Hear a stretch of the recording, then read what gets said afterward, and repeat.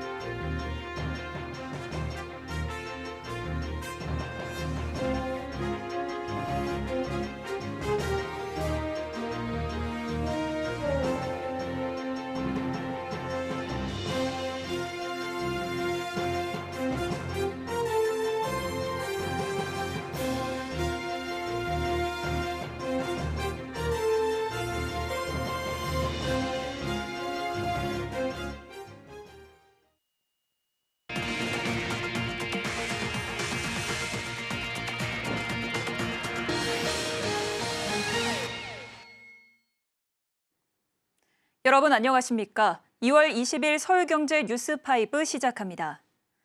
도널드 트럼프 미국 대통령이 한 달 안에 자동차, 반도체, 의약품 등에 대한 관세를 발표하겠다고 예고했습니다. 당초 예상보다 일정이 앞당겨지면서 업계도 더욱 긴장하고 있는데요. 전체 생산 차량의 85% 가까이 미국으로 수출하는 한국 GM도 이번 관세 조치로 타격을 받을 수 있다는 전망이 나옵니다. 이해란 기자입니다. 19일 도널드 트럼프 미국 대통령이 자동차, 반도체 등에 대한 관세 부과 조치를 기존 4월 2일보다 앞당겨 이르면 다음 달 안에 공개하겠다고 예고했습니다. 미국의 고율 관세가 현실화할 경우 한국 생산 물량의 약 84%를 미국으로 수출하는 제네럴 모터스는 한국 사업장을 유지할 요인이 사라지는 겁니다. GM의 한국 시장 철수 우려가 불거지는 이유입니다. 이날 폴 제이콥슨 GM 최고 재무 책임자는 미국의 자동차 고관세 정책이 장기화될 경우 해외에 있는 공장 위치를 이전하는 등의 조치를 검토할 수밖에 없다는 입장을 밝혔습니다. 다만 구체적으로 결정된 것은 아직 없다고 덧붙였습니다. GM의 글로벌 소형차 생산기지인 GM 한국 사업장. 연간 41만 대 이상의 차를 미국에 수출하는 만큼 GM 한국 사업장도 관세 인상이 현실화할 경우 타격이 클 거란 우려가 나옵니다. 가격 경쟁력이 떨어지기 때문입니다. 지난해 GM 한국 사업장의 자동차 총 판매 대수는 49만 9,559대, 내수가 24,824대로 전체 물량의 4.96%를 기록한 반면 해외 수출 물량은 47만 4,735대로 압도적입니다. 특히 해외 수출 중 미국 수출 물량이 41만 8,782대로 80% 이상을 차지할 정도로 집중돼 있습니다. GM 한국 사업장은 지난 2022년 9년 만에 흑자 전환에 성공하고 수익성 개선에 탄력을 받고 있었는데 이 배경엔 미국 수출 물량 증가가 꼽히고 있습니다. 트럼프의 고율 관세 정책이 실현될 경우 GM이 한국 사업장 철수가 현실화될 수 있다는 우려가 커지고 있는 가운데 국내 부품 협력사도 타격을 받을 수 있어 업계는 긴장하는 모습입니다. GM 한국 사업장은 상황을 예의주시하고 있다는 입장입니다. 서울경제TV 이혜란입니다. 이복현 금융감독원장이 또다시 농협중앙회와 농협금융지주 흔들기에 나선 모양새입니다. 지난해 지배구조 손질 필요성 제기에 이어 최근에는 농협금융 정기검사 결과를 발표하며 농협은행의 거액 배당을 지적하고 나섰습니다. 금융권에서는 이 원장과 강호동 농협중앙회장의 힘겨루기가 아니냐는 목소리도 나옵니다. 이연아 기자입니다. 금융감독원은 지난 4일 지주은행 정기검사 결과 발표 당시 농협금융지주 자본 비율이 다른 금융지주사 대비 최저 수준이라며 농협금융이 중장기적 자본관리계획 등을 고려하지 않고 매년 대주주인 농협중앙회에 거액배당을 지급해 자체 위기대응 능력이 약화됐다고 지적했습니다. 특히 핵심 건전성 지표 중 하나인 단순 자기자본 비율이 전체 은행 지주 중 최저 수준이라고 발표했는데 지난해 3분기 기준 농협금융 단순 자기자본 비율은 6.6% 수준입니다. 이후 이복현 금융감독원장은 어제도 은행장 간담회를 마친 후 기자들과 만난 자리에서 농협금융이 중앙에 납부하는 배당금이 과도하다 지적하고 나섰습니다. 그럼 배당이 과도함으로 인해서 중장기적 성장 능력에 훼손이 있거나 내지는 수익 건전성 이제 위험 수준에 문제가 있으면 그거는 사실은 감독 당국의 문제이기도 하지만 농협 중앙의 문제이기도 하거든요. 앞서 농협은행은 지난해 실적 기준 8,900억 현금 배당을 결정했고 배당률은 37.33%에 달합니다. 농협은행의 배당은 농협금융지주 100% 지분을 보유한 대주주 중앙회로 들어가게 됩니다. 여기에 별도로 농협금융이 농협법에 근거해 농업인과 농촌지원 목적으로 중앙회에 납부하는 농업지원사업비는 지난해 실적 기준 6,111억 원입니다. 이 원장은 농협이 농민을 위한 조직이고 중앙회가 대주주이기 때문에 배당 자체 당국이 개입할 것은 아니라면서도 농협금융의 배당 관행을 지적하며 사실상 지배구조 문제를 또다시 제기하고 나선 것으로 분석됩니다. 지난해 4월 금감원은 농협금융과 은행에 대해 경영 전반과 지배구조 취약점을 종합적으로 진단해 개선할 필요가 있다며 정기검사에 착수했고 이를 두고 사실상 강호동 농협중앙회장의 농협금융 내 인사권 등 영향력을 축소하기 위한 움직임이란 해석이 우세했습니다. 하지만 감독당국의 농협금융과 중앙회 정조준 검사에도 불구하고 지배구조 변화를 끌어내지 못했고 지난해 연말 농협금융 계열사 CEO 인사에서는 오히려 강 회장의 영향력이 커졌다는 의견이 제기됩니다. 농협금융은 계열사 9곳 가운데 6곳 CEO로 교체하는 인적 쇄신을 단행했는데 이 과정에서 강 회장 측근 인사가 대거 발탁됐습니다. 서울경제TV 이현아입니다. 역대급 실적을 기록한 삼성생명이 주주 환원 확대 계획을 내놨습니다. 최근 삼성전자 블록딜로 실현한 차익은 배당 재원으로 활용한다는 계획입니다. 삼성화재 자회사 편입 이후에는 추가적인 지분 매입은 없다고 선을 그었습니다. 김도하 기자입니다. 지난해 역대 최고 실적을 기록하면서 2조 클럽에 재입성한 삼성생명. 삼성생명은 오늘 역대급 실적을 발표하고 주주 환원책과 삼성화재 자회사 편입에 대해서도 입을 열었습니다. 이완삼 삼성생명 최고재무 책임자는 이날 실적 발표 후 컨퍼런스콜에서 화재 자회사 편입에 따라 손익이나 자본 비율 등은 변화가 없다며 보험업법상 자회사로 편입하더라도 경영활동 전반에 대한 변화는 없다고 말했습니다. 또 현재로선 자회사 편입 이후엔 추가 지분 확보를 검토하고 있지 않다고 선을 그었습니다. 삼성생명은 지난 13일 금융위원회에 삼성화재를 자회사로 편입하기 위한 승인을 신청했습니다. 앞서 삼성화재가 오는 2028년까지 주주 환원율을 50% 수준으로 확대하고 자사주 비중을 5% 미만으로 축소하겠다는 밸류업 계획을 공시한 데 따른 조치입니다. 현재 삼성화재의 자사주 비중은 15.9%인데 자본시장법 시행령 개정에 따라 이를 5% 아래로 끌어내리겠다는 구상입니다. 삼성화재가 밸류업 계획에 따라 자사주를 소각하게 되면 최대 주주인 삼성생명의 지분이 15%를 넘게 됩니다. 현행법상 보험사는 자회사가 아닌 다른 회사 지분을 15%를 초과해 보유할 수 없지만 이번 자회사 편입으로 삼성생명은 지분율 상승에 제약을 받지 않습니다. 삼성생명은 배당 확대 기조를 이어가겠다는 계획도 밝혔습니다. 삼성생명은 주당 배당금을 전년보다 21% 늘린 4,500원으로 결정했습니다. 삼성생명 주식 100주를 가지고 있으면 45만 원을 배당받게 되는 겁니다. 총 배당금은 8,080억 원을 달합니다. 삼성생명은 밸류업에 있어 주주 환원을 최우선 과제로 생각하고 있다며 3, 4년 내 50% 달성을 중기 목표로 해서 배당 성향 확대 기조를 유지할 것이라고 설명했습니다. 최근 삼성화재와 함께 삼성전자 주식을 매각한 차익은 주주 환원 재원으로 활용한다는 계획입니다. 구체적인 배당 방식은 내부 검토 후 결정한다는 방침입니다. 삼성생명과 삼성화재는 지난 12일 2,800억 원 규모에 달하는 삼성전자 주식을 블록딜 방식으로 처분했습니다. 삼성생명은 삼성전자 지분 추가 매각 계획에 대해선 아직 구체적인 계획이 없다고 밝혔습니다. 서울경제TV 김도아입니다. 최근 인공지능 기술이 유통업계 전반에 빠르게 스며들고 있습니다. 백화점, 대형마트 등 유통 대기업 그룹은 AI 관련 전담 조직을 꾸리고 기술 개발에 속도를 내며 AI 혁신에 나서고 있는데요. 이혜연 기자입니다. 인공지능 바람이 국내 대표 오프라인 유통 채널인 백화점과 대형마트에도 불고 있습니다. 롯데, 신세계, 현대 등 국내 유통 대기업 그룹이 AI 전담 조직을 갖추고 기술 개발과 상용화에 몰두하면서 AI 유통기업으로 탈바꿈하고 있는 모습입니다. 롯데그룹은 신동빈 회장의 지휘 아래 AI 전환을 추진하고 있습니다.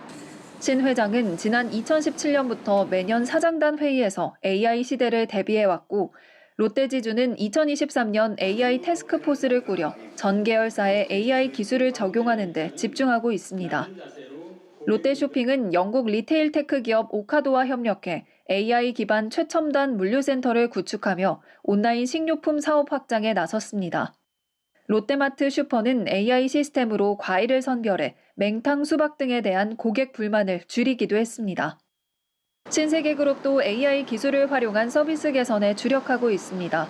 특히 정용진 회장은 지난달 트럼프 미국 대통령 취임식에 참석해 AI 관련 정책 책임자가 된 데이비드 sak스를 만나 대화를 나누는 등 유통업에 AI 기술을 적용하는 방안을 모색하고 있습니다. 이마트 등 신세계 계열사들은 신세계 INC가 지난 2019년 신설한 AI 전담부서 AX 센터의 기술 개발 지원을 받아 리테일 테크에 집중해오고 있습니다. 이마트는 AI 신선 마크다운이 재고와 판매 데이터를 분석해 제안한 최적의 할인율을 적용하고 계산 오류를 줄이기 위해 자동 계산대에 AI 카메라를 도입하기도 했습니다. 현대백화점그룹은 마케팅 효율을 높이기 위한 AI 개발에 박차를 가하고 있습니다. 이달부터 데이터 마케팅 2.5 프로젝트를 가동해 고객 데이터를 분석하고 개인 맞춤형 취향 저격 콘텐츠를 제공한다는 계획입니다. AI 혁신의 물결이 국내 백화점과 대형마트 같은 주요 오프라인 유통 채널로 빠르게 확산하면서 AI 유통기업으로의 전환이 빨라지는 모습입니다. 서울경제TV 이혜연입니다.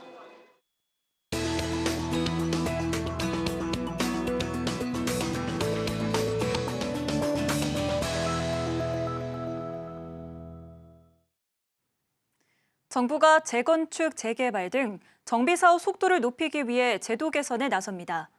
앞서 발표한 주택 공급 확대 방안 후속 조치인데요. 앞으로 지자체가 재건축 진단을 요청받으면 현지 조사 없이 30일 이내에 재건축 진단 실시 계획을 통보해야 합니다.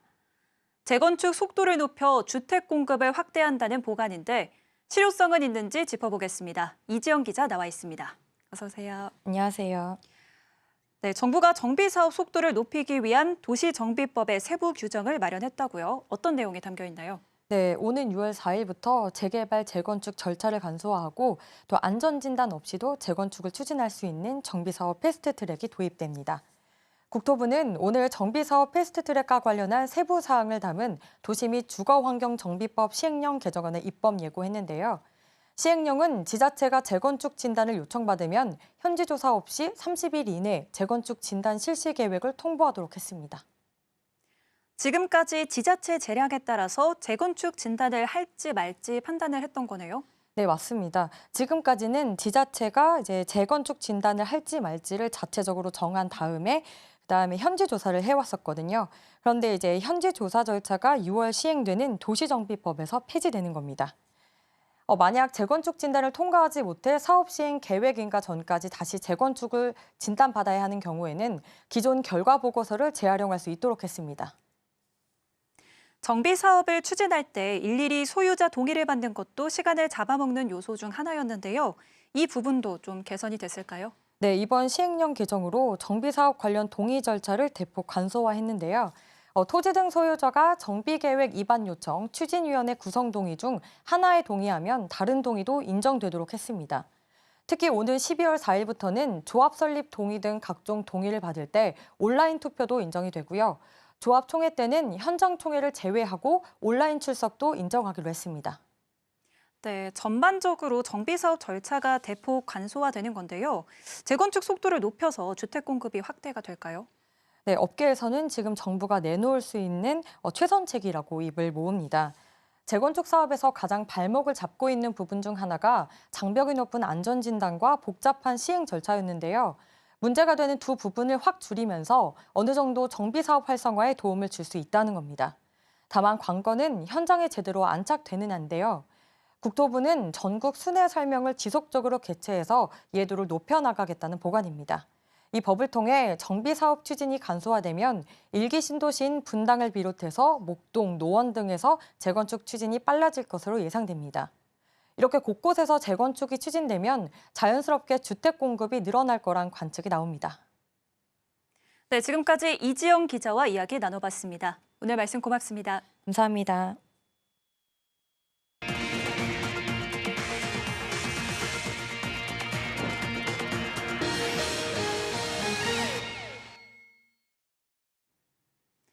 국내 게임 업계가 다중 접속 역할 수행 게임 MMORPG 신작을 잇따라 출시하고 있습니다.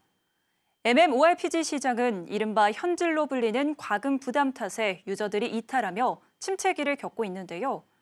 게임사들은 흥행만 하면 대박을 터뜨릴 수 있다는 인식에 경쟁적으로 신작을 선보이고 있습니다. 올해 출시되는 MMORPG 신작은 10여 종에 이를 전망입니다. 이수빈 기자입니다. 국내 게임사들이 MMORPG 신작을 잇따라 선보이고 있습니다. 침체된 MMORPG 시장에서 다시 한번 신작으로 승부수를 띄우는 모습입니다. 올해 가장 먼저 신작 경쟁의 포문을 여는 건 위메이드. 위메이드는 오늘 MMORPG 신작인 레전드 오브 이미르의 정식 서비스를 시작했습니다. 무기, 장신구 등 최상위 등급 아이템을 대체 불가능 아이템으로 제작하는 등 블록체인 기술을 게임에 도입했습니다. 넷마블도 다음 달 20일 RF 온라인 넥스트를 선보이며 MMORPG 신작 경쟁에 합류합니다. 지난해 MMORPG를 꾸준히 출시했지만 장기 흥행작을 확보하지 못한 상황. 이번 신작은 다양한 형태의 대규모 경쟁 콘텐츠로 MMORPG 본연의 재미를 제공한다는 계획입니다. 넥슨은 다음 달 27일 MMORPG 신작 마비노기 모바일을 선보입니다. 이 게임은 넥슨이 지난 2017년부터 8년간 1,000억 원 이상의 개발비가 투입된 대형 신작입니다. 원작의 핵심 가치를 계승하면서도 모바일 환경에 최적화된 형태로 재탄생하는 겁니다. 이용자는 게임 속 세계에서 다양한 인물과 교류하며 성장해 나가는 재미를 경험할 수 있을 전망입니다. 게임 업계가 잇따라 선보이고 있는 MMORPG는 국내에서 가장 인기가 높은 장르 중 하나였으나 최근 침체기에 접어들었습니다. 비교적 가벼운 캐주얼 게임의 인기가 높아지고 있을 뿐 아니라 이른바 현질로 불리는 과금 구조의 강도가 높아지면서 이용자들의 반감이 커졌기 때문입니다. 모바일 시장 조사업체 센서타워에 따르면 2020년 78.8%를 차지했던 국내 모바일 게임 내 MMORPG의 매출 비중은 지난해 52%까지 줄었습니다. 그럼에도 게임사들이 다시 MMORPG 신작 개발에 주력하는 이유는 높은 수익성 때문. MMORPG의 경우 초기 개발 비용이 많이 들지만 흥행 시 충성도 높은 이용자층을 기반으로 장기적인 매출을 창출할 수 있습니다. 또 월 정액제, 확률형 아이템 등 다양한 수익 모델이 검증돼 있다는 장점도 있습니다. 올해 MMORPG를 내세우며 본격적인 신작 경쟁에 돌입한 게임업계. 대형 신작의 등장으로 침체된 MMORPG 시장이 다시 활기를 띨지 관심이 모이고 있습니다. 서울경제TV 이수빈입니다. 애플이 지난해 출시한 아이폰 16 시리즈의 보급형 모델 아이폰 16e를 공개했습니다. 주력 모델보다 저렴한 가격에 인공지능 기술을 탑재해 시장 공략에 속도를 낸다는 방침인데요. 삼성전자, 샤오미와 AI 폰 경쟁도 한층 치열해질 전망입니다. 김혜영 기자입니다. 애플이 보급형 모델인 아이폰 16을 오는 28일 출시합니다. 보급형 모델은 2016년 처음 선보인 이후 2020년과 2022년에 이어 이번이 4세대. 한국은 1차 출시국에 포함됐습니다. 기존에는 보급형 모델에 SE를 붙였지만 이번에는 2로 바꾸고 모델명을 아이폰 16e로 정했습니다. 가격은 기존 아이폰보다 저렴하지만 상위 모델과 같은 AI 기능을 탑재해 저사양 보급형과 차별화를 꾀했습니다. 한국 출고가는 최저 99만 원. 아이폰 16 기본 모델보다 26만 원 저렴한 수준입니다. AI 기능에 자체 모뎀 칩까지 최초로 적용한 점이 눈길을 끕니다. AI로 이미지 생성과 이메일 요약, 맞춤법 교정 등이 가능하고 한국어 지원은 오는 4월부터 가능할 전망입니다. 두뇌 역할을 하는 애플리케이션 프로세서도 아이폰 16 시리즈와 동일한 A18 칩이 탑재됐습니다. 여기에 전자까지 있었던 홈 버튼을 없애고 이 덕에 화면도 아이폰 16과 같은 수준인 6.1인치가 적용됐습니다.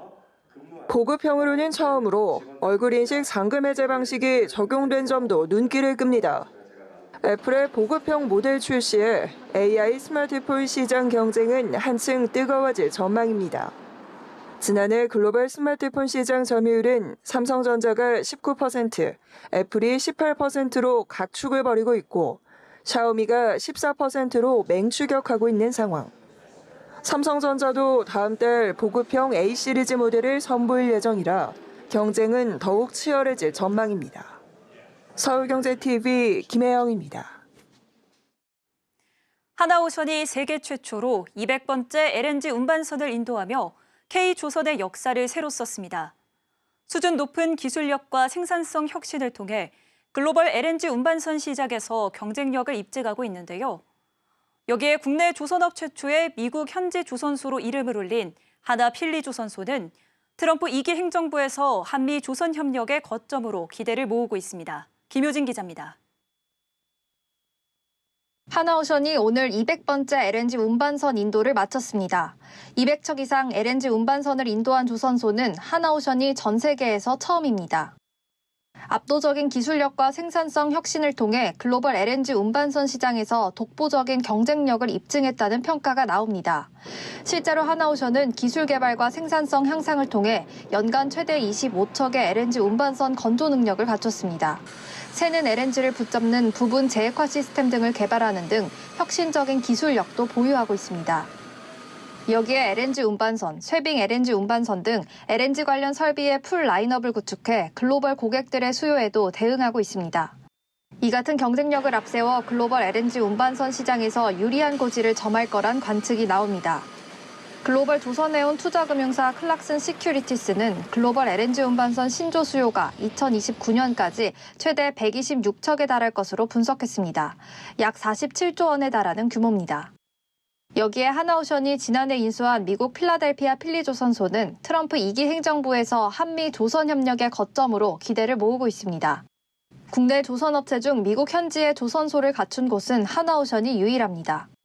지난 18일 마크 켈리 애리조나주 상원의원은 하나 필리조선소를 찾아 향후 전략적 협력 방안에 대해 논의하기도 했습니다.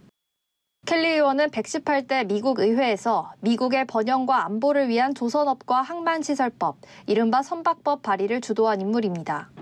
그는 미국 조선업 재건에 대해 해군 함정 건조와 상선 건조, 공급망 형성이 함께 이뤄져야 한다며 하나와의 협력이 필수적이라고 강조했습니다. 이어 미국 조선업의 구조적 문제점인 공급망 불안정, 숙련 인력 부족을 해결하기 위해 필리조선소가 핵심 역할을 하도록 지원하겠다는 뜻을 밝히며 기대감을 키웠습니다. 서울경제TV 김효진입니다. 소상공인 시장진흥공단이 소상공인 배달 택배비 지원금 지급을 내일부터 시작합니다. 소진공은 오늘 신년 기자간담회를 열고 소상공인 배달 택배비 지원 사업을 포함한 올해 주요 업무 추진 계획을 공개했습니다. 배달 택배비 지원은 소상공인 67만 9천 명에게 최대 30만 원씩을 지원하는 사업입니다. 고물가, 고금리 등으로 가중된 소상공인의 경영 부담 완화를 돕는다는 취지입니다. 이외에도 소진공은 올해 경영 목표로 소상공인 혁신 성장과 상권 시장 활성화, 정책 금융 선도 등을 내세웠습니다. 박성효 소진공 이사장은 올해 미국 보호 무역주의가 강해지고 경기나 정치 상황 때문에 자영업자와 소상공인들이 훨씬 더 어려워질 것이라며 모든 역량을 동원해 소상공인과 전통시장 도약을 선도하겠다고 강조했습니다. 서울경제 뉴스5, 저희가 준비한 소식은 여기까지입니다. 함께해 주신 여러분 고맙습니다.